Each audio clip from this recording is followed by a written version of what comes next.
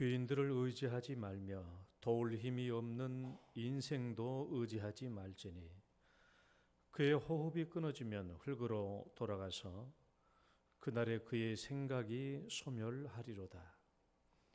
야곱의 하나님을 자기의 도움으로 삼으며 여호와 자기 하나님께 자기의 소망을 두는 자는 복이 있도다. 아멘. 거룩하시고 자비하신 하나님 아버지, 오늘도 저희들이 온전히 하나님께 소망을 두고 주 앞에 올라왔습니다. 오늘 드리는 저희들의 예배가 우리 하나님께 영광과 찬송과 존귀가 되게 하여 주옵소서.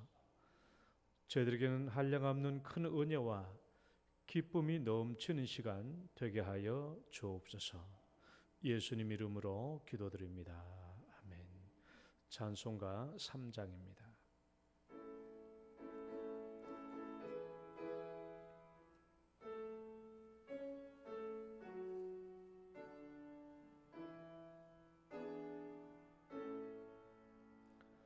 성부 성자와 성령 찬송과 영광 돌려보내세.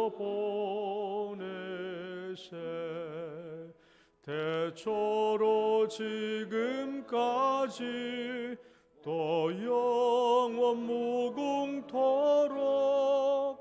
성삼위께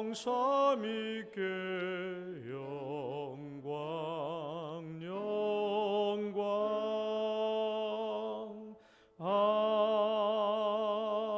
아멘. 신앙 고백 드리겠습니다. 전능하사 천지를 만드신 하나님 아버지를 내가 믿사오며 그 외아들 우리 주 예수 그리스도를 믿사오니 이는 성령으로 잉태하사 동정녀 마리아에게 나시고 본디오 빌라도에게 고난을 받으사 십자가에 못 박혀 죽으시고 장사한 지 사흘 만에 죽은 자 가운데서 다시 살아나시며 하늘에 오르사 전능하신 하나님 우편에 앉아 계시다가 저리로서 산자와 죽은 자를 심판하러 오시리라. 성령을 믿사오며 거룩한 공회와 성도가 서로 교통하는 것과 죄를 사하여 주시는 것과 몸이 다시 사는 것과 영원히 사는 것을 믿사옵나이다. 아멘. 교동문 19번입니다. 시편 32편의 말씀. 허물의 사함을 받고 자신의 죄가 가려진 자는 복이 있도다.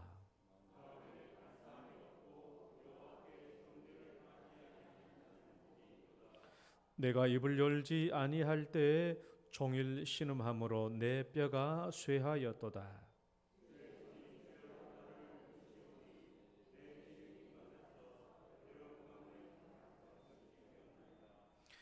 주께 내 죄를 아뢰고 내 죄악을 숨기지 아니하였더니 이로 말미암아 모든 경건한 자는 주를 만날 기회를 얻어서 주께 기도할지라.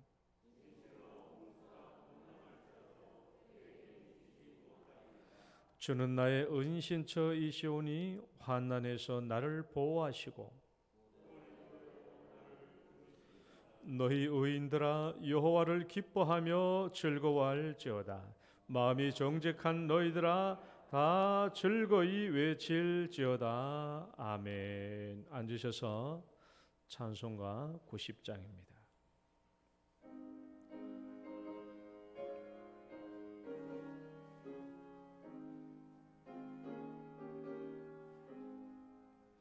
주 예수 내가 알기 전 날 먼저 사랑했네. 그 크신 사랑 나타나 내 영혼 거듭났네. 내 맘에 늘 계시고 내 후에 안에 있어 저 포도 비유가 같으니 참 좋은 나의 친구. 내 친구 되신 예수님 날 구원하시려고 그 귀한 몸을 버리사 내 죄를 대속했네.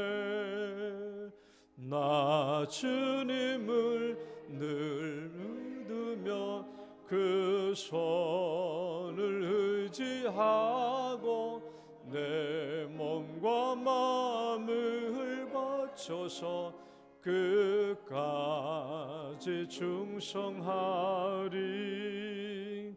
내 진실하신 친구여 그 은혜 내려주사 날 항상 보호하시고 내 방패 되옵소서. 그 풍성한 참 사랑을 네 능히 끊을 소냐. 날 구원하신 예수는 참 좋은 나의 친구. 아멘. 금동명 장로님 기도 인도하시겠습니다.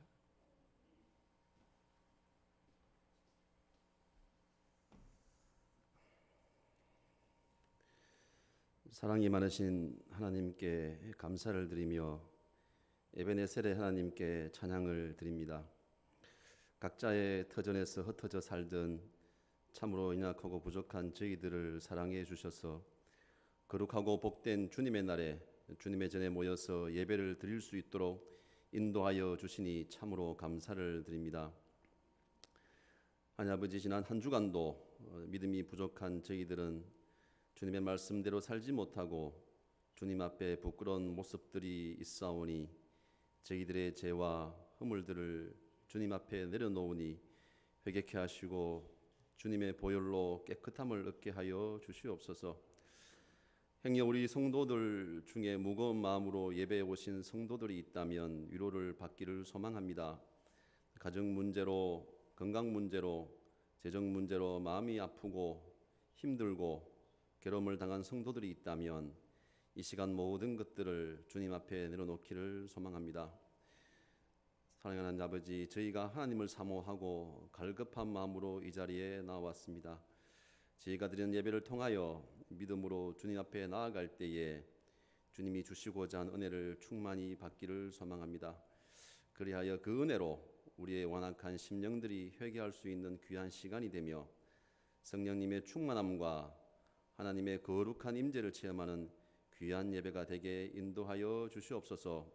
또한 찬양과 기도와 말씀을 통하여 주님이 주시는 평안과 기쁨을 얻고 돌아갈 수 있도록 크신 은혜로 충만케 하여 주시옵소서.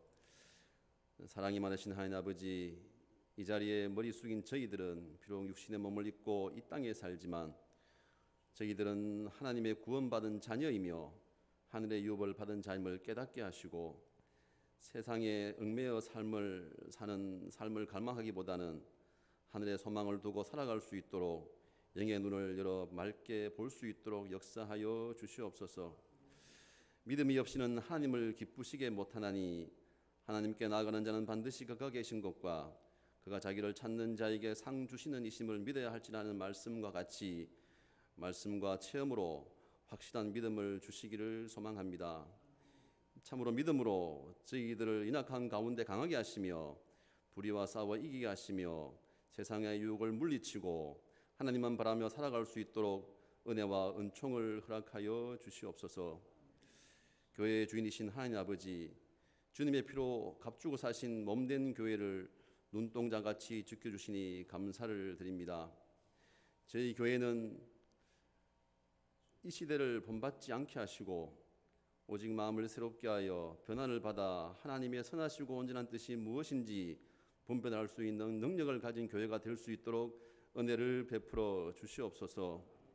참으로 저희 배움에 있는 청소년들을 특별히 사랑하시어 하나님을 경외하는 것이 지식의 근본임을 깨달아 알게 하여 주시옵소서. 강구옵기는 경제적인 어려움이 가운데 있는 자들에게는 참으로 새롭게 일어날 수 있는 회복의 은혜를 주시고, 직장을 찾고 배우자를 찾는 젊은이들에게는 좋은 일터와 하나님께서 예비하신 배우자를 만날 수 있도록 은혜를 베풀어 주시옵소서. 하나님 아버지, 참으로 감과옵기는 육신의 연약함과 질병으로 어려움을 겪고 있는 성도들과 지금 병상에서 주님의 권능과 임재를 기다리며 기도하는 환우들의 기도에 기울여 주시옵소서. 그들의 빠른 쾌유를 간구하는 가족과 성도들의 기도에 기울여 주시옵소서. 주님은 나의 좋은 치료자임을 고백할 때에 치유되고 회복되는 역사가 일어날 수 있도록 간곡히 소망합니다. 사랑이 많으신 하나님 아버지, 이 나라와 이 민족을 또한 주님 손에 의탁하오니 긍휼히 여겨 주시옵소서. 이 나라 위정자들이 하나님을 두려워하며 겸손하게 하시고 국민을 귀히 여겨 신뢰와 평안이 참으로 강같이 흐르는 나라가 되게 하시고 비전과 희망이 넘치는 사회가 되게 허락하여 주시옵소서. 다가오는 6월에는 현충일과 6.25 기념일 등이 있는 호국의 달입니다. 다시는 이 땅 위에 6.25와 같은 비극이 일어나지 않게 하시고 남과 북이 갈라진 이 땅에 평화롭게 통일이 되는 그날이 속히 오게 하여 주시옵소서. 강가옵기는 더운 날씨와 질병 가운데 담임 목사님과 교육자들을 강건케 하여 주시기를 소망합니다. 건강을 허락하시고 하나님께서 날마다 주시는 힘과 권능을 가지고 영적인 권능과 권위로 교회와 세상을 향한 주님이 주신 사명을 잘 감당할 수 있도록 하여 주시기를 소망합니다. 엠마오로 가는 제자들에게 예수님께서 성경을 풀어주실 때에 우리 속에서 마음이 뜨겁지 아니하더냐 하는 것 같이 오늘 목사님의 말씀을 들을 때에 성령님께서 우리의 스승이 되셔서 우리의 심령이 뜨거워지며 또한 말씀을 통하여 세상을 이기고 남을 셈을 얻는 귀한 시간이 되게 허락하여 주시옵소서. 아직도 코로나 바이러스가 창궐하고 있지만 공적 예배를 회복해 하시는 주님께 찬양을 드리며 온전히 주님만이 이 예배의 주인이심을 고백합니다. 이 모든 말씀 우리 주 예수님의 이름으로 기도드리옵나이다.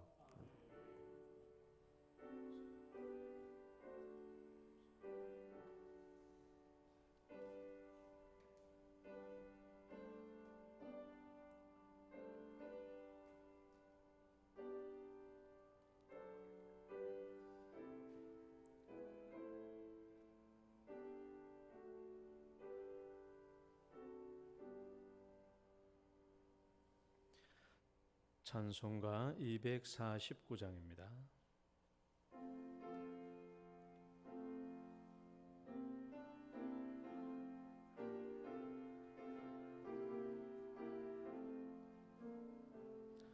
주 사랑하는 자 다 찬송할 때에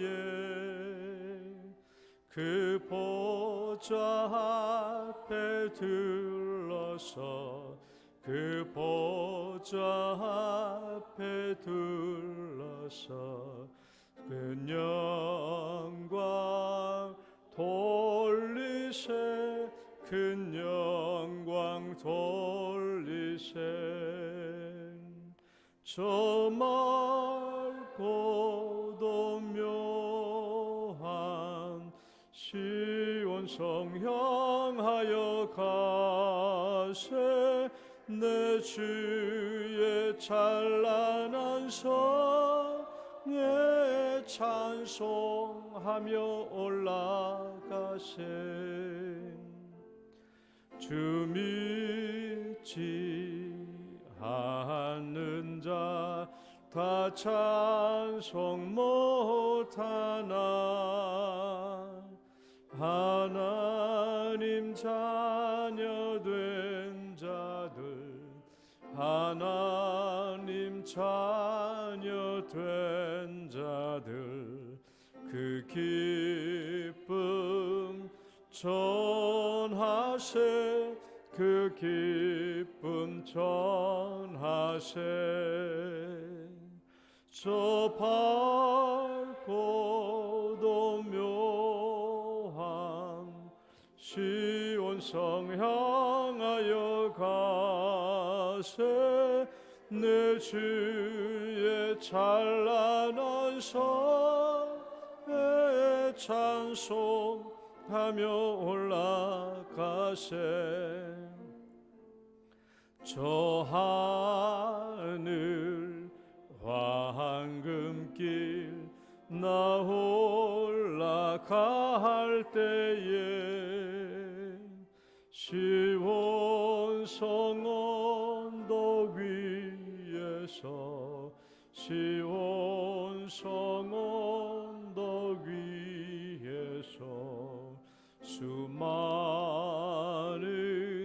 천사들 날 인도하리라 저 밝고도 묘한 시온성 향하여 가세 내 주의 찬란한 성에 찬송하며 올라가세 내 눈물 다 씻고 늘 찬송 부르리 저 임마누엘 주 앞에 저 임마누엘 주 앞에 나 영광 누리리 나 영광 누리리 저 밝고도 묘한 시온성 향하여 가세 내 주의 찬란한 성에 찬송하며 올라가세 아멘.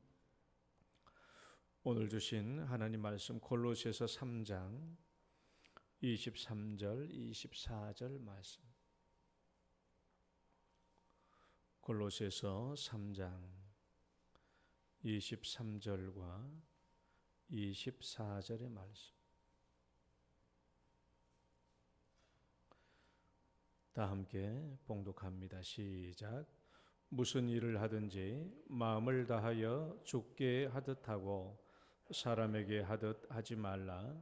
이는 기업의 상을 주께 받을 줄 아나니 너희는 주 그리스도를 섬기느니라. 아멘. 기도하겠습니다. 하나님 아버지, 오늘도 저희들에게 거룩한 안식을 주시고 또 주의 성전에 올라와서 하나님의 복된 말씀을 듣게 해 주심을 감사합니다. 오늘도 이 말씀을 통하여 우리가 어떻게 하나님께 영광을 돌리는 열매를 맺을 수 있는지를 배우는 귀하고 복된 시간이 되게 하여 주옵소서. 예수님 이름으로 기도드립니다. 아멘. 할렐루야. 옆사람 인사합시다. 주의 이름으로 축복합니다. 주의 이름으로 사랑합니다. 여러분, 오늘도 이 예배의 자리가 가장 복된 자리인 줄 믿습니다. 우리가 천국에 가면 누가 상을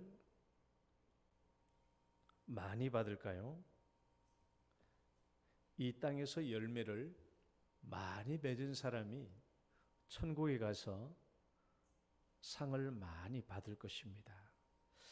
그렇다면 좀 아무래도 불공정한 문제가 발생하지 않을까요? 아무래도 이 땅에서 돈 좀 많은 사람이 열매를 맺을 기회가 아무래도 더 많기 때문에 돈이 적은 사람은 아무래도 이 땅에서 열매를 맺을 만한 기회가 적기 때문에 이 땅에서 부유한 사람이 천국에서도 상을 더 많이 받을 확률이 많지 않겠느냐라는 거예요. 그러니까 한 달에 500만 원씩 벌고 사는 사람이 한 달에 100만 원씩 벌어서 사는 사람보다 훨씬 더 선을 행할 기회가 많고 열매를 맺을 기회가 더 많지 않겠는가? 그렇다면 당연히 천국에 가서도 이 땅에서 부유했던 사람이 천국에서 더 많은 열매를 맺은 보상에 대한 상도 더 많이 받지 않겠는가? 그러면 이건 좀 천국에서의 상이 이거 좀 뭔가 불공평하지 않겠는가라는 생각이에요. 아무래도 우리는 그런 생각을 하지 않을 수가 없죠. 이거 한번 읽어봐요. 돈이 많고, 시작. 돈이 많고 경제적으로 부유한 사람이 열매를 더 맺을 수 있고, 그래서 천국에서도 더 많은 상을 받을 수 있다면 이 천국은 얼마나 불공평하고 불합리한 곳인가? 그렇다면 천국은 이 세상의 또 다른 연장선상인 것이다. 천국이 이런 곳이라면 나는 천국에 가지 않겠다.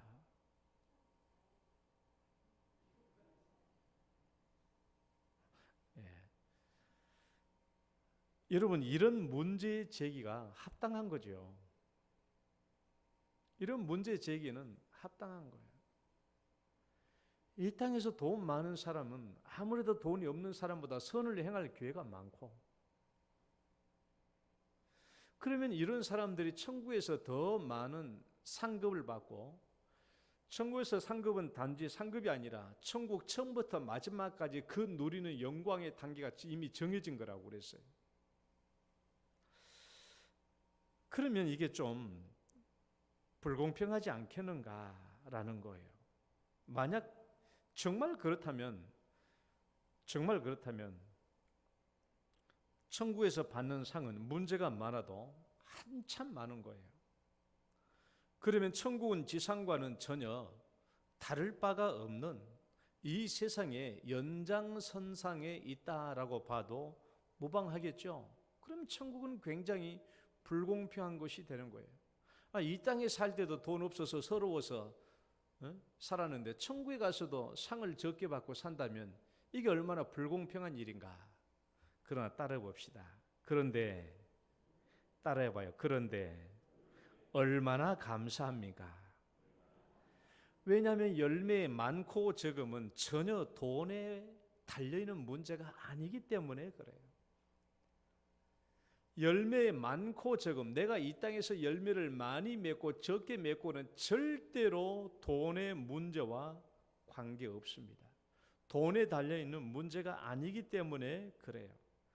그래서 천국은 공평한 곳입니다.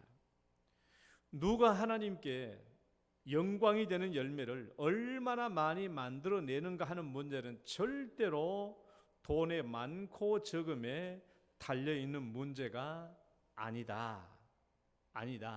왜 그렇습니까? 왜 그런가? 첫 번째, 왜 그런가? 첫 번째. 왜 그런가? 1번 읽어봐요. 시작. 열매에 대한 공정한 평가가 있을 것이기 때문에 그래요.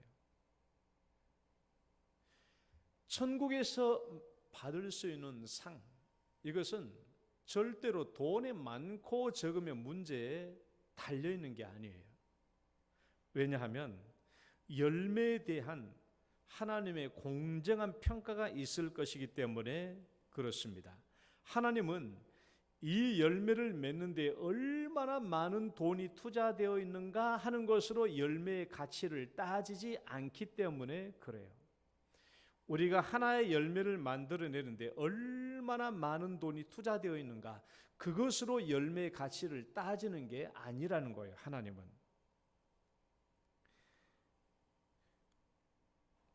백만 원의 선행보다도 물 한 그릇의 대접이 하나님 앞에서는 훨씬 더 귀한 열매가 될 수도 있고 훨씬 더 귀한 상을 받을 수도 있어요. 100억대의 부자가 100만 원의 선행보다도 겨우 전셋집에 살면서도 10만 원의 선행이 하나님 앞에서는 훨씬 더 가치 있고 큰 상을 받을 수도 있다는 것입니다. 단순한 돈 문제가 아니에요. 마가복음 12장 41절로 44절 말씀을 한번 우리 읽어봅시다. 시작. 예수께서 헌금함을 대하여 앉으사 무리가 어떻게 헌금함에 돈 넣는가를 보실세 여러 부자는 많이 넣는데 한 가난한 과부는 와서 2렙돈 곧 한 고드란트를 넣는지라. 예수께서 제자들을 불러다가 이르시되 내가 진실로 너에게 이르노니 이 가난한 과부는 헌금함에 넣는 모든 사람보다 많이 넣었도다. 그들은 다 그 풍족한 중에서 넣었거니와 이 과부는 그 가난한 중에서 자기의 모든 소유 곧 생활비 전부를 넣느니라 하시니라. 여러분, 우리는 여기서 예수님의 평가, 예수님의 가치 판단을 우리가 볼 수 있지 않습니까? 외관상으로 보이는 대로 평가하는 게 아니에요. 돈의 액수만 가지고 하나님은 평가하시는 분이 아니라는 것입니다. 예수님은 여러 부자와 그리고 가난한 과부의 상황을 다 알고 있어요. 다 알고 있어요. 부자들은 자랑스럽게 큰 돈을 헌금궤에 넣었을 것입니다. 그러나 이 가난한 여인은 지극히 작은 돈 2렙돈을 넣었다라고 말합니다. 렙돈이란 말은 이 당시에 통용되는 가장 작은 화폐 단위를 말해요. 화폐 단위. 가장 작은, 오늘날의 화폐 단위 우리가 쓰는 게 뭐 있죠? 10원짜리 있잖아요. 10원짜리도 있고 50원짜리도 있고 100원짜리도 있고 1000원짜리도 있고 5,000원짜리도 있고 만원짜리도 있고 5만원짜리도 있는데 이 당시에 렙돈이라는 말은 가장 작은 화폐의 단위예요. 그러니까 오늘날에는 화폐 단위가 세분화되어 있지만은 그 당시에는 화폐 단위가 세분화되어 있는 게 아니에요. 그러니까 여기서 말한 렙돈은 우리나라의 가장 작은 화폐 단위인 10원을 말한 거 아니고 아마도 그 당시에 500원 내지 1000원 정도는 될 수 있는 그냥 가장 작은 화폐 단위인 것으로 보입니다. 근데 그 여인은 2렙돈을 거기다가 넣었어요. 성전의 헌금함을 지켜보고 있던 제사장은 바리새인들이 많은 돈, 큰 돈을 헌금함에 넣는 것을 보고 탐복했을 거예요. 역시 저분은 믿음이 크신 분이구나. 저렇게 많은 돈을, 큰 돈을 헌금함에 넣더니 자, 저분은 참 믿음이 큰 분이야 하고 탐복했을 수도 있어요. 그리고 이 과부가 내는 이 2렙돈을 보고 어쩌면 화내고 분내하고 인상을 찌푸렸을 수도 있어요. 왜냐하면 코 흘리기나 만지는 돈을 하나님의 성전에 헌금함에 넣었다고 어쩌면 인상을 찌푸리거나 분노했을지도 모르겠습니다. 그러나 예수님의 평가는 어때요? 그 옆에서 지켜보고 있던 제사장의 평가와는 정반대지 않습니까? 사람은 저 2렙돈을 저 애들 코 흘리게 만지는 돈을 여기다 넣었다고 짜증내고 인상 찌풀 수도 있지만은 하나님은 이 2렙돈을 가장 크게 봤어요. 가장 크게 봤습니다. 지금까지 드렸던 모든 부자들이 냈던 것보다도 더 많이 넣었다라는 것입니다. 그 사람들은 풍족한 중에 넣었지만은 이 과부는 자기의 모든 소유를 가난한 중에 그걸 다 털어서 드렸기 때문에 그래요. 여러분, 이 예수님의 나타난 가치 판단과 평가는 우리가 열매를 맺을 때에도 아마 예수님은 똑같은 평가와 판단을 가지고 우리의 열매를 평가할 것입니다. 그러니까 우리가 만들어내는 열매가 단순히 물질적으로 그리고 경제적으로 많은 돈을 들였냐 하는 것으로 평가를 하지 않는다라는 거예요. 아주 공평하게 판단합니다. 우리는 예수님이 방금 읽었던 성경 말씀에서 예수님에 대한 이 평가를 전적으로 동의하지 않습니까? 공평하거든요. 공평해. 왜? 모든 상황과 환경을 다 보고 평가하기 때문에 그래요. 그러니까 우리는 많은 돈으로 큰 열매를 맺는다라고 생각해서도 안 되고, 작은 돈으로 하찮은 열매를 맺는다고 생각해서도 안 돼요.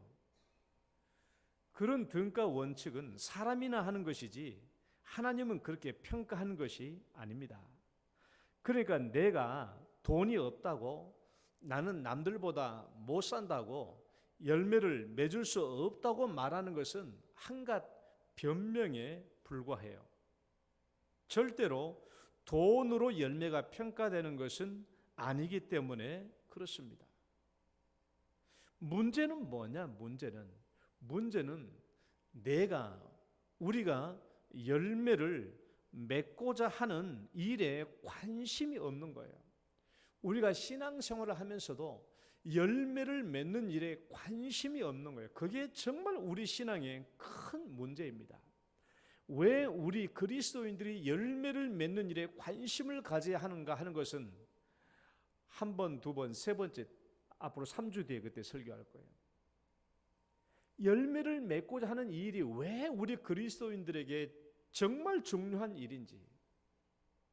그러니까 여러분, 내가 돈이 없다고, 나는 물질적으로 풍족하지 못하다고, 열매 맺을 기회가 없다고 말하는 것은 변명에 불과하는 거예요. 변명. 왜? 열매는 돈으로 맺어지는 것이 아니기 때문에 그래요. 두 번째, 왜 돈의 많고 적음이 문제가 되지 않는가? 왜 열매를 맺는데 돈의 많고 적음이 문제가 되지 않는가? 첫 번째, 제가 뭐라고 그랬어요? 하나님의 공정한 평가가 있기 때문에 돈 없다고 변명할 것이 없다는 거예요. 그 다음에 두 번째는, 읽어봐요. 재료의 가치. 시작. 재료의 가치에는 우열이 없기 때문에 그렇습니다. 무슨 말인가 하면은, 우리가 어떤 열매를 만들어내는데 이 재료 자체에 열매의 크고 작음의 가치가 달려있는 게 아니라는 거예요. 그러니까 어떤 재료로 맺으면 이 재료가 큰 열매가 되고, 어떤 재료로 맺으면 이 열매의 가치가 하찮게 되는 그런 게 아니에요. 그러니까 열매는 공정해요. 이 재료는 우열이 없습니다. 좋은 재료, 나쁜 재료가 없어요. 이 재료 자체는 다 똑같아요. 물 한 그릇으로 만들어진 열매는 가치가 없고, 녹용 한 그릇으로 만들어진 열매는 더 가치 있나? 그게 아닙니다. 그게 아니죠. 그러니까 재료 자체로 말미암아 더 좋은 열매, 더 나쁜 열매가 맺어지는 근거가 되는 게 아니라는 거예요. 여러분, 물 한 그릇도 녹용 한 대접보다 훨씬 더 값진 가치가 있는 열매가 될 수도 있습니다. 얼마든지 그렇게 될 수 있죠. 그러니까 재료 자체를 문제를 삼아서는 안 되는 거예요. 자, 다음 그림을 한번 보실래요? 그림을 보면 여기서는 저 그림이 아주 선명하게 보이는데 여러분들이 이 화면에 어떻게 보일지 모르겠네요. 여전히 여기서 보니까 희미한데 저 뒤에 보면 아주 선명하게 나왔어요. 저 그림을 똑바로 보고 싶으면 뒤에 한번 보세요. 보셨죠? 자, 여러분, 이 두 그림을 다 아는 게 아니라 그림 하나는 알죠? 하나는 모나리자예요. 다빈치가 그린 모나리자. 하나는 꽃병을 그렸습니다. 자, 다빈치가 그린 저 모나리자, 오늘날 우리 시대에 돈으로 따지면 시가가 얼마 정도 되는 줄 아세요? 얼마 정도 되는지 아세요? 윤하영 장로님이 이 땅에 수백 번 태어나서 돈 벌어서 하나도 안 쓰고 살아도 저 그림 못 삽니다.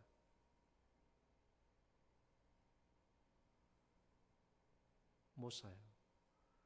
우리 지금의 시가로 40조입니다. 40조. 40조면 내가 수백 번 태어나서도 먹지도 않고 쓰지도 않고 그대로 적음해도 살 수 없는 그림이에요. 다른 저 꽃병의 그림은 저보고 10만 원 주고 사가라고 그러면은 좀 내가 주저할 것 같아요. 여러분, 이 가치가 어디서 나왔습니까? 이 엄청난 가치가 어디서 나왔어요? 재료에서 나왔나요? 재료에서? 저 그림을 그리는 재료에서 나왔나요? 물감은 똑같아요. 물감은 똑같아요. 어쩌면 다빈치가 살았던 그 시대보다는 오늘날 우리가 살고 있는 시대에 훨씬 더 물감이 좋을지도 몰라요. 저런 가치의 변화는, 차이는 재료에 있는 게 아니에요. 비싼 물감으로 그리면 그림이 비싼 가치가 있고, 싼 물감으로 그리면 그림이 싸진 게 아니에요. 저 그림의 가치는 어디서 나와요? 사람에서 나오잖아요. 사람에서. 사람. 누가 그렸느냐에 따라서 가치가 달라지잖아요. 다빈치가 그렸기 때문에 40조나 나온 거예요.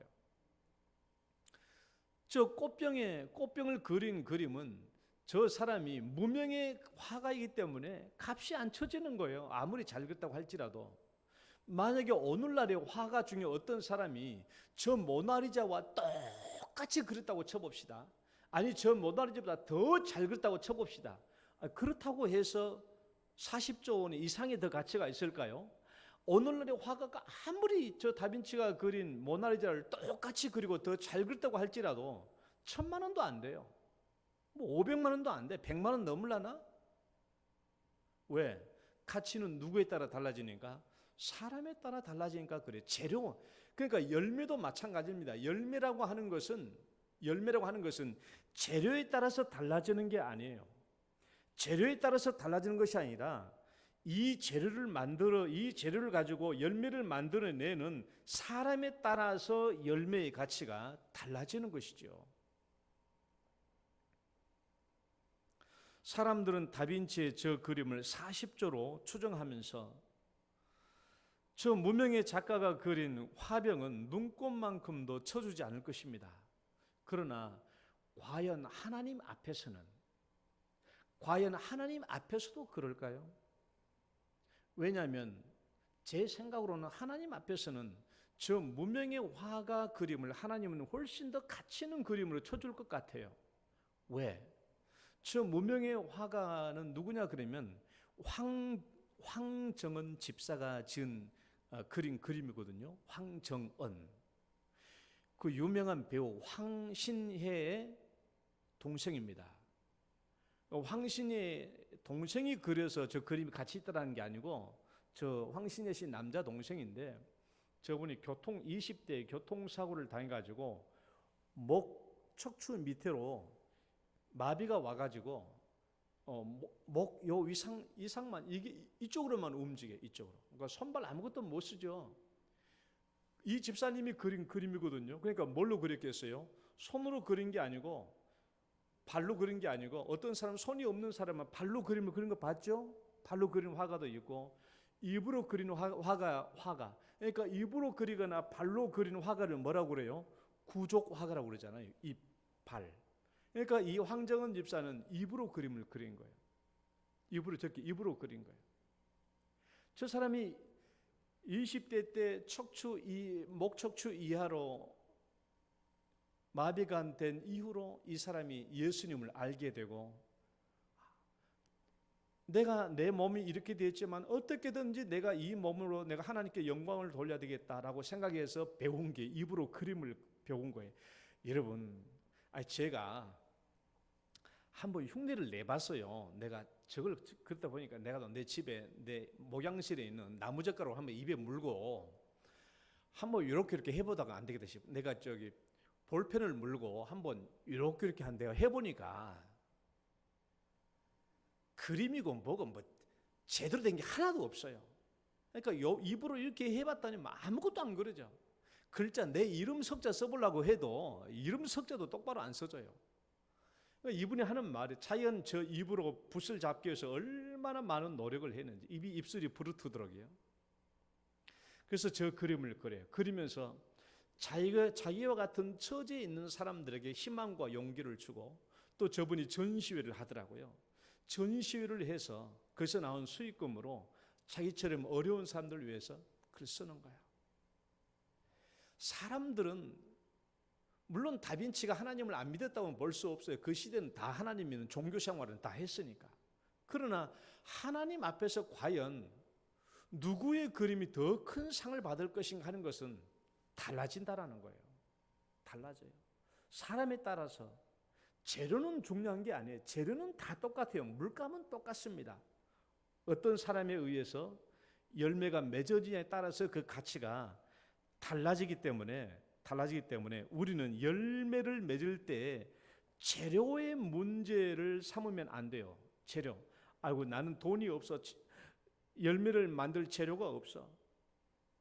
저 사람은 돈이 많으니까 저 사람은 열매를 맺을 재료가 많겠지. 나는 아무것도 없어. 여러분 그렇게 생각해서는 안 돼요. 열매의 가치를 만들어내는 것은 절대로 돈 문제가 아닙니다. 재료 자체의 값비싼 것이 또 문제가 안 돼요. 가치를 만들어내는 것은 그 사람에게 달려있기 때문에 그렇습니다.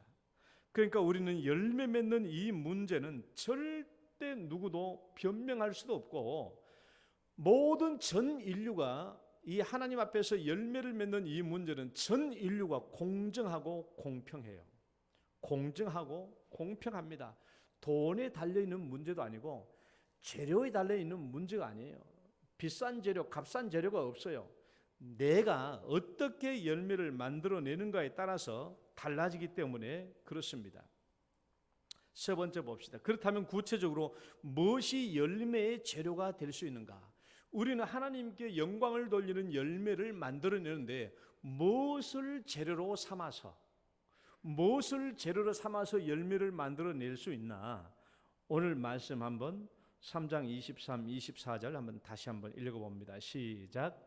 무슨 일을 하든지 마음을 다하여 주께 하듯 하고 사람에게 하듯 하지 말라. 이는 기업의 상을 주께 받을 줄 아나니 너희는 주 그리스도를 섬기느니라. 자, 우리가 하나님 나라에 가서 기업의 상을 받는다. 이거 약속의 상을 받는 것을 말해요. 우리가 천국에 가서 약속의 상을 받을 수 있는 방법을 오늘 얘기해 주고 있죠. 얘기해 주고 있는데 무엇을 재료로 만든다는 거예요? 무엇을 재료로 열매를 만드는가? 무엇이 열매의 재료가 되는가? 무엇이 열매의 재료가 돼요? 첫 단어죠. 첫 구절이죠. 무슨 일을 하든지. 따라해봐요. 무슨 일을 하든지. 아니 또 안 따라하시는 분이 두 분 있어요? 무슨 일을 하든지. 그러니까 재료는 무한정이에요. 재료는 한정되어 있는 게 아니에요. 우리가 무슨 일을 하든지 모든 게 다 열매의 재료가 될 수 있는 거예요. 무슨 일을 하든지. 그러니까 우리가 하는 모든 일, 단 하나님께서 악이라고 규정하고 죄라고 규정하는 그런 것들을 빼놓고 우리가 무슨 일을 하든지 우리가 하는 모든 일이 다 뭐가 될 수 있어요? 재료가 될 수 있어요. 예를 들면 앞에 보고 읽어봐요. 종교적인 활동 영역에서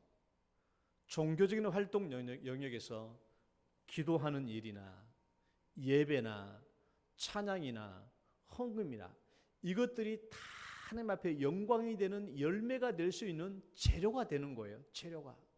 근데 여러분 오늘 우리 여러분들이 오셔서 찬송을 드렸어요. 찬송을 드렸는데 이것이 진짜 열매가 될 수도 있고 안 될 수도 있어요. 그냥 여러분 남들 하니까 다 따라 보니까 나도 그냥 뭐 주사랑하는 자 그 따라 불렀으면 그건 열매가 안 되죠. 그 어떻게 열매가 되겠냐고. 남들 다 하니까 그냥 따라하는 거야. 그냥 뭐 찬송하자. 열매가 안 돼요. 그것은. 그러나 우리가 이런 것들은 열매 재료는 돼요. 재료가 될 수 있어. 얼마든지 재료가 돼. 그 다음에 각종 선한 행의 영역에서 보면은 읽어봐요. 시작. 도움, 구제, 친절, 위로, 격려. 이런 것들도 얼마든지 열매를 맺는 재료가 될 수 있죠. 재료가 될 수 있어요. 얼마든지. 저런 것들만 가지고도 얼마든지 여러분 저 돈이 들어갈 수도 있지만은 돈이 안 들어가는 것도 있거든요. 그 다음에 우리의 일상적인 직업의 영역, 우리가 일상적인 활동을 봐봐요. 교사 같으면 읽어봐요. 시작. 교사의 학생교육, 공무원의 공무, 회사의 영업, 법률가들의 변호, 재판, 의사의 환자 치료, 식당에서의 조리, 상담가의 상담, 노동자의 일용직 노동, 농부들의 농산일, 광부들의 광업, 어부들의 어업, 자연을 가꾸는 임업, 화해 등등 인간이 할 수 있는 일상생활 하는 모든 일들이 다 뭐가 될 수 있냐? 하나님께 영광을 만들어내는 재료가 될 수 있어요. 재료가 될 수 있다라는 거예요. 우리 중에 누가 나는 열매를 맺을 재료가 없다라고 말할 수 있는 사람이 있겠어요? 그건 변명이에요. 문제는 우리가 일상적인 이런 일들을 가지고 열매를 맺는 일에 관심이 없는 게 문제예요. 관심이 없는 게 문제입니다. 자, 이런 것들은 제가 방금 예로 든 것들, 이런 것들은 재료의 원천이지 이것 자체가 아직 열매는 아니에요. 이것 자체가 열매는 아닙니다. 여러분이 찬송 부르는 것 자체가 열매가 아니에요. 헌금 드린 것 자체가 열매가 아니에요. 바리새인들은 헌금을 많이 했어도 예수님 하나도 안 쳐줬잖아요. 어떻게 이제 들어가는가 하는 것이 문제인데, 봐봐, 이런 재료들이 어떻게 열매로 만들어지느냐. 다시 한번 그림을 봐봐요.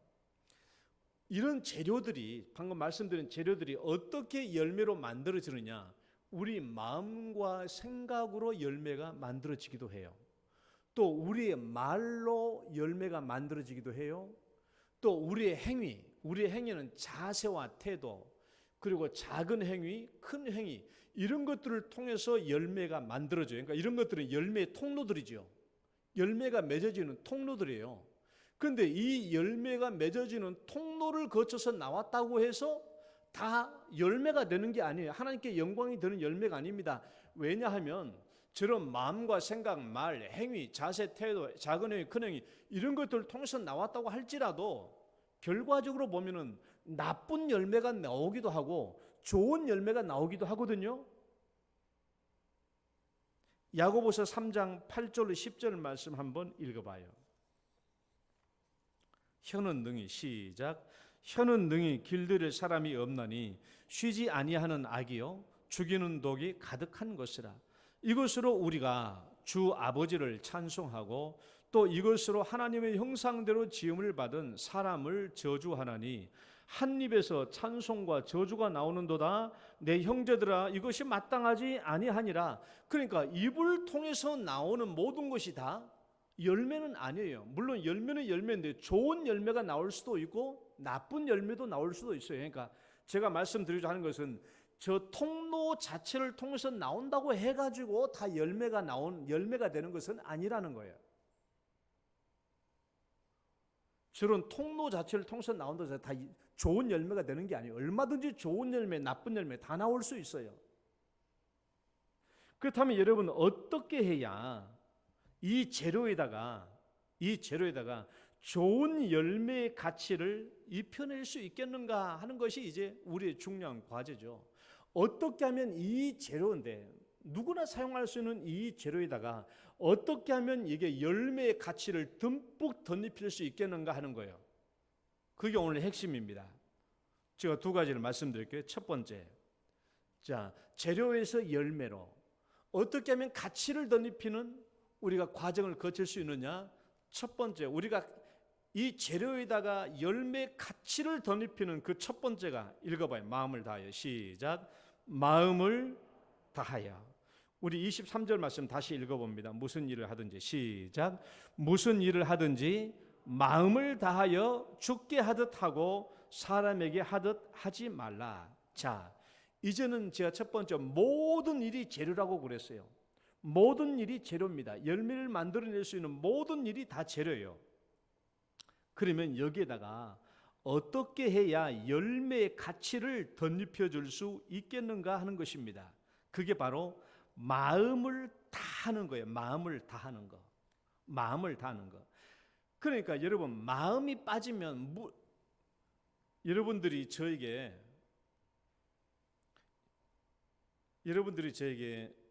추석이나 언제 선물을 주잖아요. 근데 문 목사에게 선물을 주는 거 참 감사하죠. 그러나 그것이 진짜 열매가 될 수도 있고 안 될 수도 있어요. 아이고 명절도 되게 해가지고 또 목사님이나 교육자들에게 뭐 선물 안 줄 수는 없고 그냥 뭐라도 해드려야 되겠는데 뭐나 해드릴까 싶어가지고 그냥 아이고 뭐 이거 하나씩 해서 그 열매가 안 돼요. 왜? 마음이 없잖아요. 마음이 없는 모든 것은 빈 껍데기입니다. 마음이 없는 모든 것은 빈 껍데기예요. 마음이 빠지면 아무것도 안 돼요. 마음이 빠지면 전혀 그 안에 정성과 아무런 가치가 들어가지 않습니다. 마음으로 빚어내느냐 그렇지 않느냐에 따라서 이 열매의 가치가 들어가느냐 안 들어가느냐가 달려있는 것이죠. 겉으로 보면 비린내 나는 생선 한 토막이라고 할지라도 어떤 마음으로 그것을 드리느냐에 따라서 하나님 앞에서 얼마나 그 가치는 천차만별이 될 수 있는 거예요. 그러나 집에 남아 돈이 그냥 마음도 없이 하나 주었다고 한다면 말 그대로 생선 한 토막 그 이상 그 이하도 아닙니다. 그러니까 하나님께서 우리에게 명령하실 때 하나님께서 우리에게 하나님을 사랑하라고 할 때 뭐라고 말씀하셨어요? 어떻게 사랑하라고 그랬어요? 너희는 마음을 다하여. 왜? 마음 빠지면 껍데기거든요. 마음을 다하여. 그러니까 마음이 빠지면 껍데기입니다. 껍데기. 제가 우리 집사람에게 내가 늘 교훈을 준 게 있어요. 제가 인천에 있을 때 집사람이 까만 봉지에다가 아주 의기양양하게 뭘 사왔어요. 이제 집에 들어오는데 뭐 사왔어 하니까 꽃게를 사왔다는 거. 꽃게를 사왔는데 어디서 사왔노 그러니까 저 큰 길가에 트럭에서 사왔대. 여보, 길가에서 파는 꽃게는 다 해가 지나서 냉동했다가 꺼내온 것이거나 아니면 채철이 지난 것이기 때문에 그 꽃게 안에 살이 없어요. 살이 가벼워. 그런 것들은 사면 이렇게 가벼워요. 꽃게는 가볍다. 꽃게를 딱 들어보면 알잖아요. 무게를 들어보면. 그러니까 집사람은 그런 걸 모르잖아요. 도시에서만 살아가지고. 우리가 제 꽃게를 잡아본 사람이 이렇게 들어보면 이게 알이 있는지 살이 꽉 차 있는지 알 수 있는데 집사람은 싼 값에 이만큼 사온 거야. 이제 아주 의기양양해가지고 국을 끓였어. 국을 끓였는데 뭐밖에 없어요? 껍데기밖에 없지. 껍데기밖에 없어. 그러니까 내가 절대로 트럭에서 꽃게 사지 말라고 했거든요. 트럭에서 꽃게 사는 게 아니다. 사지 마라. 그 다음부터 한 번도 트럭에서 꽃게 산 적이 없어요. 제 말 잘 듣죠?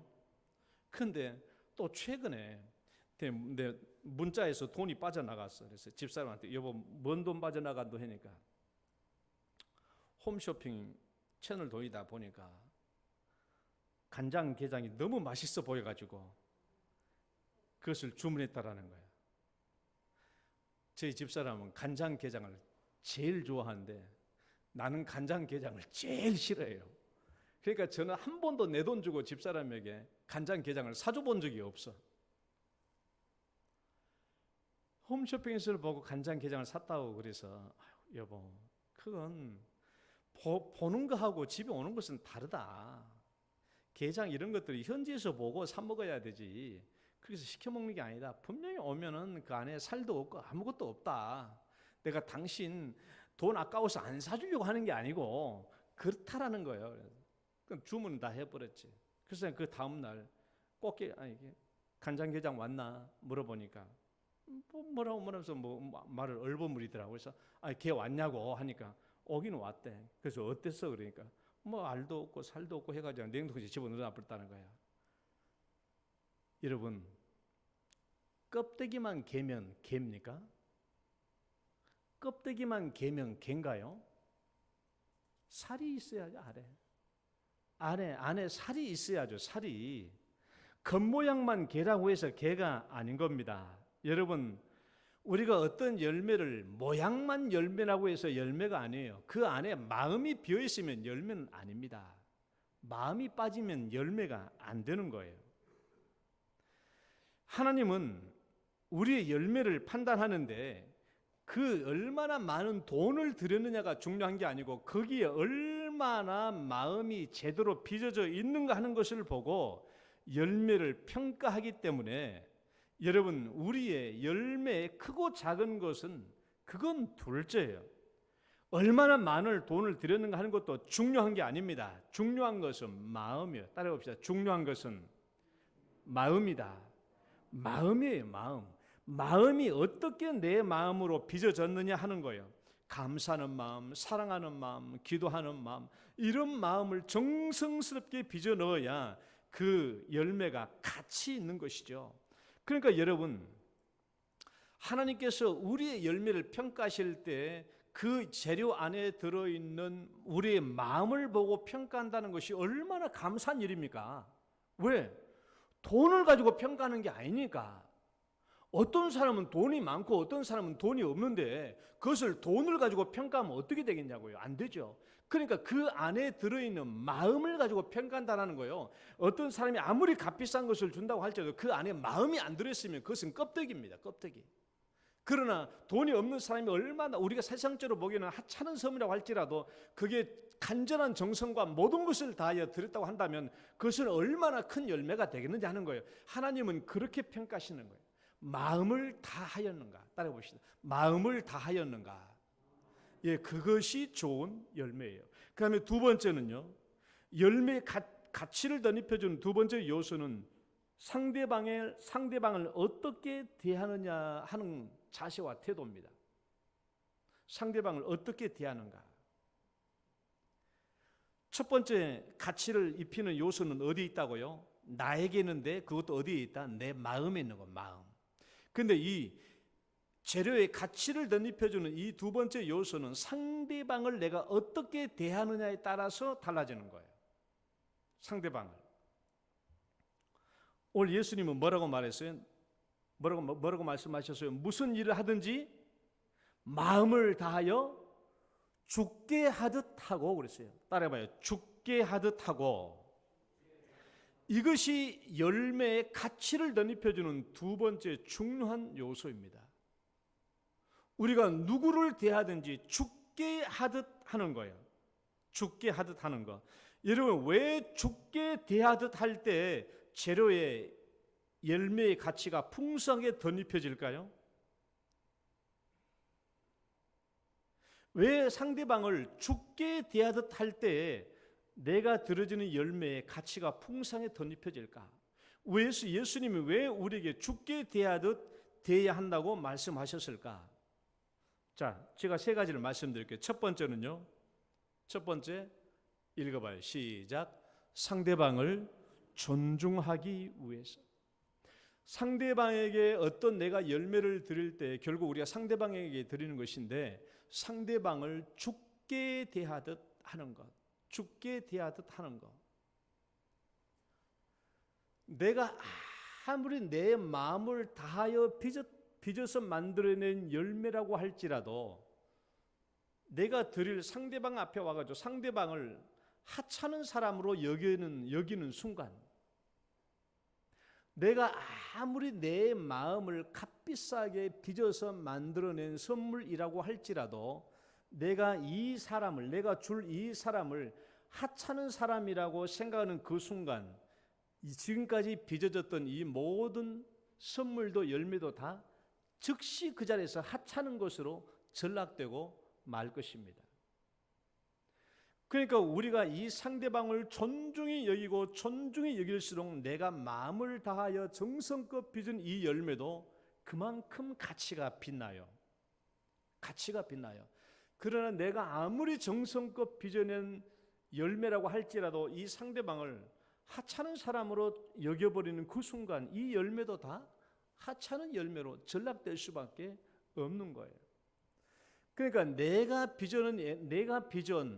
내 마음으로 정성껏 빚어낸 이 열매를 얼마나 가치 있게 만들어내느냐 하는 것은 내가 이 열매를 드릴 상대방을 얼마나 존중하느냐에 따라서 더 빛을 발할 수도 있고 아니면 하찮은 선물로 전락될 수도 있어요. 우리가 상대방을 가장 존중히 여길 수 있는 길이 뭡니까? 상대방을 가장 존중히 여길 수 있는 길은 뭐예요? 상대방을 예수님처럼 대하는 거예요. 상대방을 예수님처럼 대하는 것입니다. 성경 말씀이 그거잖아요. 골로새서 3장 24절 말씀 읽어봐요. 이는 기업의 상을 시작. 이는 기업의 상을 주께 받을 줄 아나니 너희는 주 그리스도를 섬기느니라. 우리는 신앙인으로 예수님을 섬기는 사람들이에요. 예수님을 섬기는 사람들. 그러니까 우리가 우리 일상에 어떤 사람을 예수님처럼 대한다면 상대방을 가장 존중하는 일이죠. 내가 상대방을 예수님처럼 존중했을 때 내가 내 마음과 정성을 다하여 빚은 이 열매 또한 가장 값비싼 열매가 될 수 있다라는 거예요. 주께 대하듯. 그래서 주께 대하듯 하라는 것입니다. 상대방을 존중해야 되니까. 상대방을 존중해야 내 열매가, 내 마음을 다해 빚은 열매도 더 빛을 발하기 때문에 그렇습니다. 두 번째, 왜 상대방을 주께 대하듯 해야 되는가? 둘째, 시작. 사람을 차별하지 않는 진정성을 위해서. 사람을 차별하지 않는 진정성을 위해서. 여러분, 우리가 인간으로서 이 세상을 살아갈 때 정말 고쳐지지 않는 습관 중에 한 가지가 사람 차별입니다. 사람 차별이에요. 지금 미국에서 어떻게 하고 있어요? 지금 어떤 백인 경찰이 흑인 한 명을 목 밟아가지고 살해한 것을 말하면 지금 온 미국이 난리잖아요. 난리예요. 거기서 트럼프 대통령이 하는 말 봐봐요. 트럼프 대통령의 입에서 나오는 그 말이 정말 사람의 차별이 없는 말인가? 대통령도 그래요. 그렇잖아요. 백인 경찰이 흑인을 그렇게 깔아뭉개가지고 아니 수갑도 채워줬는데 나 숨 못 쉬겠다가 나 죽겠다고 하는데도 의식을 잃고 있는데 2분 50초 동안 계속 누르고 있었다. 그러니까 죽었어. 흑인들이 시위하고 많은 사람들이 시위하는 그 현장에서 흑인 CNN 기자가 거기서 생중계하고 있는데 경찰은 체포해버리잖아요. 근데 백인 CNN 기자가 할 때는 체포 안 했거든요. 얼마나 백인과 흑인에 대한 차별이 많아요. 그러니까 여러분 따라해봅시다. 절대로 미국 가지 말자. 미국 가지 마. 미국은 살 땅이 못 되는 것 같아. 내가 봐도 한국만큼 좋은 곳은 없어요. 내가 봤을 때. 여러분 우리도 사람 차별 많이 하잖아요. 동남에서 온 사람들 얼마나 사람 차별해. 우리가 뭐 얼마나 잘났다고. 그러니까 우리에게 있는 뿌리 깊은 악습관이 뭐냐 그러면 사람 차별입니다. 사람 차별이에요. 사람 차별이에요. 그런데 여러분 우리가 사람 차별을 왜 해서는 안 되냐 그러면 나보다 더 높은 사람, 더 좋은 사람, 훌륭한 사람들한테는 내가 정성을 다합니다. 그렇잖아요. 정성을 다해. 그러나 나보다 못한 사람, 나보다 하찮은 사람, 나보다 못한 사람은 대충 하거나 무시해버리거든요. 사람 차별이 나오잖아요. 사람 차별은 나쁜 거예요. 만약에 우리가 모든 사람을 주님 대하듯 예수님처럼 대한다고 한다면 이건 무슨 뜻이겠어요? 사람을 차별하지 않는다라는 거예요. 동남아에서 온 사람이나 어디서 온 사람이든지 상관하지 않고 우리가 예수님을 대하듯 한다는 것은 우리가 사람 차별을 안 한다는 거예요. 또한 반면에 사람을 진정성 있게 대한다는 것을 의미합니다. 여러분 우리 그리스도인들이 아주 비천한 사람, 노숙자에게도 아니면 동남아에서 온 사람들이라고 할지라도 우리가 예수님을 대하듯 정성껏 대하면 그것을 교회 밖에 있는 다른 사람들이 우리의 모습을 보면은 우리 보고 뭐라고 그랬어요? 저 사람들은 참 진실된 사람이라고 말하지 않겠어요? 사람 차별하지 않고 진실되게 예수님처럼 대하니까 그런 평가를 받게 될 것입니다. 그러니까 여러분 예수님이 우리에게 모든 사람을 대할 때 주님 대하듯 하라라고 말씀하시는 것은 차별 없이 모든 사람을 진정성 있게 대하도록 하는 거예요. 그래야 여러분 우리가 그 사람들에게 드리는 선물이 드리는 열매가 가치가 있는 것이죠. 가치가 있게 되는 거예요. 그러나 여러분 우리가 가지고 있는 이 잘못된 습관을 벗어나는 일은 쉬운 일은 아닙니다. 설교는 제가 이렇게 했지만은 쉬운 일이 아니에요. 여러분 나 이외의 모든 사람들을 예수님을 대하듯 한다는 것은 이것은 하루아침에 될 일이 아니에요. 생각은 하루아침에 바뀔 수 있어도 이 습관과 태도를 여러분 계속 열심히 노력해서 바꾸셔야 됩니다. 그 다음에 세 번째, 왜 주님 대하듯 해야 되는가? 셋째 읽어봐요. 시작. 주님을 대하듯 하는 것이 예수님의 교훈이기 때문에 그렇습니다. 여러분 마태복음 25장 양과 염소의 심판에서 왜 의인들이 천국에서 상을 받았습니까? 왜 그 의인들이 천국에서 상을 받았어요? 왜냐하면 그 의인들은 줄인 사람들에게 줄일 때 먹을 것을 주었고, 목마를 때 마실 물을 주었고, 나그네 되었을 때 영접해 주었고, 헐벗었을 때 옷을 입혀 주었고, 병들었을 때 치료해 주었고, 감옥에 갇혔을 때는 가서 돌봐 주었어요. 의인들은 그냥 그렇게 했어요. 그렇게 했는데 예수님은 뭐라고 그랬어요? 그들에게 한 것이 나에게 한 것이라고. 내가 줄일 때 너희가 먹을 것을 주었고, 내가 목마를 때 너희가 마실 물을 주었고, 내가 나그네 되었을 때 너희가 영접해 주었고, 내가 헐벗었을 때 너희가 옷을 입혀 주었고, 내가 병들었을 때 너희들이 치료해 주었고, 내가 옥에 갇혔을 때 너희들이 나를 돌봐 주었다라고 말한 겁니다. 의인들은 사람을 그렇게 해줬는데 예수님은 자기를 그렇게 해줬다라는 거예요. 그러면서 예수님이 하신 말씀이 뭔가 읽어봐요. 25장 40절 마태복음. 내가 진실로 시작. 내가 진실로 너에게 이르노니 너희가 여기 내 형제 중에서 지극히 작은 자 하나에게 한 것이 곧 내게 한 것이니라. 그러니까 예수님은 뭐라고 해요? 그냥 직설적으로 말하면 모든 사람을 대할 때 나를 대하듯 하라는 거예요. 나를 대하듯. 모든 사람을 대할 때 예수님을 대하듯 하라는 거예요. 그러면 그 열매에 예수님만큼 가치가 덧입혀진다라는 것이죠. 말씀을 맺습니다. 마지막 그림 보여주실래요? 오늘 제가 했던 설교거든요. 우리가 열매를 만들어낼 수 있는 재료는 무슨 일을 하든지, 그러니까 재료는 무한정이 있어요. 무한정. 이 무한정이는데 이 재료를 만들어내는 통로, 마음, 생각, 말, 행위 이런 것들에 뭘 입혀야 돼요? 마음을 다하여. 그다음에 죽게 하듯 하는 것을 덧입혀야 열매의 가치가 나타나는 거예요. 열매의 가치. 그러니까 아무리 수억 되는 재료에다가 열매를 만들어낸다고 할지라도 마음을 다하지 않고 죽게 하듯 하지 않으면 열매의 가치가 없어요. 빈 껍데기. 그러나 아무리 값싼 물 한 그릇, 물 한 대접이라고 할지라도 마음을 다하고 죽게 하듯 하여 드린다면 이것은 하나님 앞에서 큰 열매가 될 수 있다는 것입니다. 그러니까 여러분 재료 탓해서는 안 되죠. 나는 돈이 없다? 그건 문제가 되는 게 아니에요. 왜? 우리의 마음으로 누구나 마음을 가지고 있잖아요. 마음 없는 사람 어디 있어요? 다 마음을 가지고 있잖아요. 죽게 하듯 하는 거 여러분 우리가 다 할 수 있잖아요. 예수 믿은 너희는 주 그리스도를 섬기느니라. 예수 믿는 사람 중에 죽게 대하듯 하지 않을 사람이 누가 있어요? 다 할 수 있어요. 그러니까 저렇게 해서 열매의 가치가 만들어지기 때문에 우리는 재료 탓할 필요 없고 나는 돈이 있네 없니라는 것을 말할 필요가 없어요. 열매의 가치는 저렇게 만들어진 것입니다.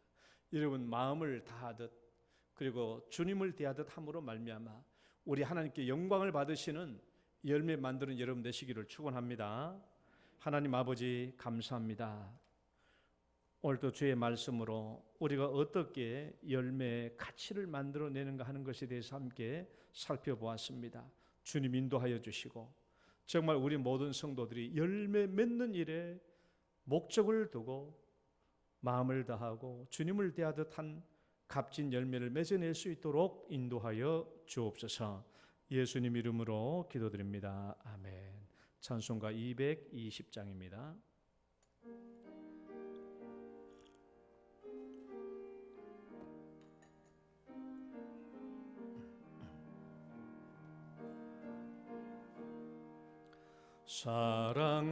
사랑하는 주님 앞에 형제 자매 한 자리에 그 신은혜 생각하며 즐거운 찬송 부르네.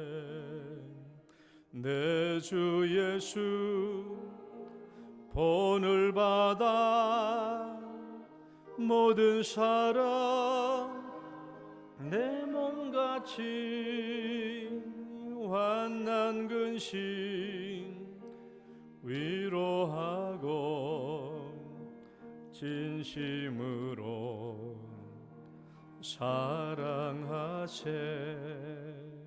사랑하는 주님 앞에 영과 충성 다 바쳐서 괴로우나 즐거우나 주님만 힘써 섬기네. 우리 주님 거룩한 손 제자들의 발을 씻어 남 섬기는 정의 도를 몸소 행해 보이셨네. 사랑하는 주님 예수 같은 주로 섬기나니 한 피바다 한 몸 이룬 형제여 친구들이여 침묵하고 라고 마음으로 하나 되어 우리 주님 크신 뜻을 몸소 행해 준행하세. 아멘. 아버지 감사합니다. 사랑하는 주의 성도들이 오늘도 주 앞에 나와 참되고 신실된 마음으로 예배케 도와주시고 또 이 예배 시간에 주님께서 우리에게 입혀주신 은혜와 사랑과 물질의 복들을 기억하며 또 11조 예물로 주님께 드리게 해주심도 감사드립니다. 드리는 손길을 기억해 주시고 주님께서 진심으로 나를 사랑하사 도와주시고 공급해 주심에 감사하여 영광 돌리며 올리는 이 모든 열매들 11조와 감사 예물과 선교 구제 예물과 주일 헌금 이 모든 것들이 진실로 하나님께 열매가 되게 하여 주옵소서. 그들이 기도하며 구하는 모든 것들 위에도 축복해 주시고 응답해 주시고 우리가 매일매일 주의 영광을 나타내며 살아갈 수 있도록 인도하여 주옵소서. 특별히 연약해진 육체 위에도 주님 함께 해주시고 병원에 계신 성도님들 함께 도와주시고 연약하여 집에 계시는 분들 외에도 축복하사 강건케 하여 주옵시고 평강을 더하여 주옵소서. 예수님 이름으로 기도드립니다. 아멘.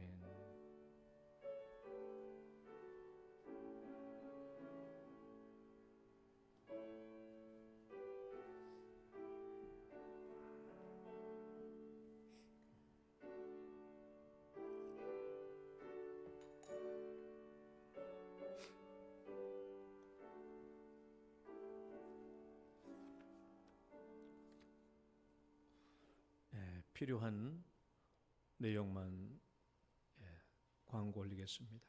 이제 오늘부터 교회는 예배는 회복의 날로 이제 들어갑니다. 어찌 됐든 이제 총회에서도 그렇게 전달이 왔고 이제 예배 회복의 날로 정하고 이제 앞으로는 계속 정상화해서 나갑니다. 교육부 예배는 6월 14일부터 정상화됩니다. 오늘 예배 끝나면 떡 준비되어 있나요, 장로님? 예, 떡 준비되어 있습니다. 나갈 때 하나씩 가져가시고요. 집에 가셔서 드셔야 됩니다. 여기서 먹으면 안 되고. 당분간 교회에서는 점심 식사가 없습니다. 또 부흥 300과 가정의 복음화를 위해서 힘써 주시고요. 고3을 위해서 이제 본격적으로 기도를 많이 해주시기 바랍니다. 김희원, 권하준, 차은서, 최예은, 홍지민. 그럼 총회 차원의 기도 제목을 가지고 여러분 시간 날 때마다 기도해 주시고, 또 총회 세례교인 헌금이 있습니다. 6월 첫째 주일, 둘째 주일 2주간에 걸쳐서 세례교인 헌금을 해 주시기 바랍니다. 1인 7,000원이 되겠습니다. 그 다음에 내일 월요일 날 동대구 노회 여전도회 연합회 총회가 있습니다. 6월 1일 날 월요일 오전 10시 은천교회에서 있습니다. 우리 여전도 회원님들 많이 참석해 주시기 바랍니다. 당신은 소중한 사람.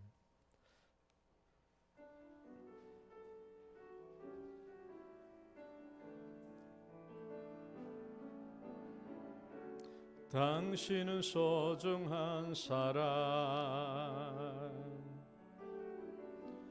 당신은 존귀한 사람.